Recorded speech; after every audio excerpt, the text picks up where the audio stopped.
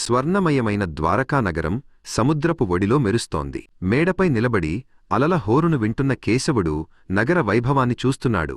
ఆయన కళ్లలో ఒక నిశ్శబ్దమైన ఆలోచన ఉంది. ఈ వైభవం వెనుక ఉన్న బాధ్యత ఆయనకు తెలుసు. అధికారమంటే ఏలడం కాదు, రక్షించడమని ఆయన నమ్ముతాడు. మార్గమధ్యలో ఒక ముసలి అవ్వ బరువైన బుట్టను మోయలేక ఇబ్బంది పడుతుండటం చూశాడు.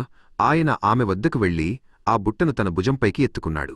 లోకానికి మార్గదర్శి అయినవాడు సేవ చేయటంలోనే నిజమైన తృప్తి ఉందని ఆచరించి చూపిస్తున్నాడు. సాత్యకి ఈ దృశ్యాన్ని దూరం నుండి గమనిస్తున్నాడు. ప్రభూ, మీరెందుకు ఇంత శ్రమపడుతున్నారు అని అడిగాడు. కేశవుడు నవ్వి, సాత్యకి, అధికారం ఉన్నచోట వినయం ఉండాలి. సేవ చెయ్యనివాడు నాయకుడు కాలేడు. న్యాయం కేవలం తీర్పుల్లోనే కాదు, మన ప్రవర్తనలోనూ ఉండాలి అని సమాధానమిచ్చాడు. మధ్యాహ్నం న్యాయసభలో ఒక పేద రైతు తన గోడు వెళ్లబోసుకున్నాడు. శక్తివంతుడైన ఒక భూస్వామి అతని భూమిని ఆక్రమించుకున్నాడు. అత్యంత సంయమనంతో వాస్తవాలను విశ్లేషించాడు. శిక్ష వేయడం కంటే తప్పు చేసినవాడు తన తప్పును తెలుసుకునేలా చేయడంపై ఆయన దృష్టి సారించాడు.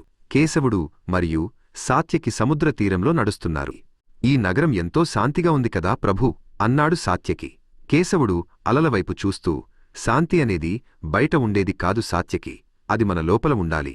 ఈ అశాశ్వత ప్రపంచంలో దేనినీ శాశ్వతమని పట్టుకోకూడదు అన్నాడు. కేశవుడు కొంచెం ఇసుకను తన చేతిలోకి తీసుకున్నాడు. చూడు, ఈ ఇసుక రేణువుల వలనే కాలం కూడా జారిపోతుంది. ఈ ద్వారక, ఈ వైభవం, ఈ మనుషులు అంతా ఒకనాటికి ఈ సముద్ర గర్భంలో కలిసిపోవాల్సిందే.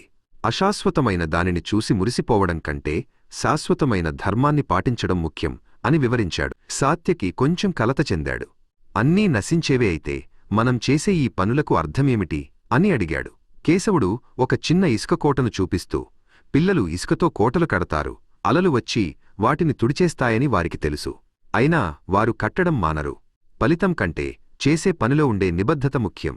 సంయమనంతో నీ పనిని నువ్వు చేయడమే నీకు శ్రీరామరక్ష అన్నాడు. సాత్యకి ఆలోచనలో పడ్డాడు.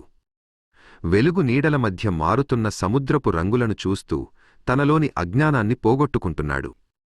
ప్రపంచం మారుతున్నా తనలోని స్థిరత్వాన్ని కోల్పోకూడదని అతను గ్రహించాడు. కేశవుడు సాత్యకి భుజంపై చేయివేసి, మనం చేసిన మంచి పనులు, పంచిన ప్రేమ ఎప్పటికీ నిలిచి ఉంటాయి. సేవలో గర్వాన్ని వదిలి న్యాయంలో పక్షపాతాన్ని వీడితేనే నువ్వు నిజమైన మనిషివి అవుతావు అని దీవించాడు. రేపు ఏమి జరుగుతుందో ఆయనకు తెలుసు, కాని ఈ క్షణంలో ధర్మబద్ధంగా జీవించడమే ఆయన బోధన. శాంతి అనేది బయటి ప్రపంచంలో కాదు, తనను తాను తెలుసుకోవడంలోనే ఉందని ఆయన చిరునవ్వు చిందించాడు.